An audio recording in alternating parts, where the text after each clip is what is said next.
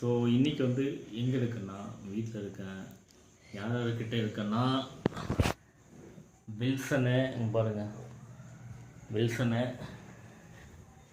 பாருங்கள், வில்சனு ஜோயில், இந்த ரெண்டு சுட்டி ரொம்ப நல்ல சுட்டி வந்து நல்லா அதிகமாக பண்ணுவாங்க.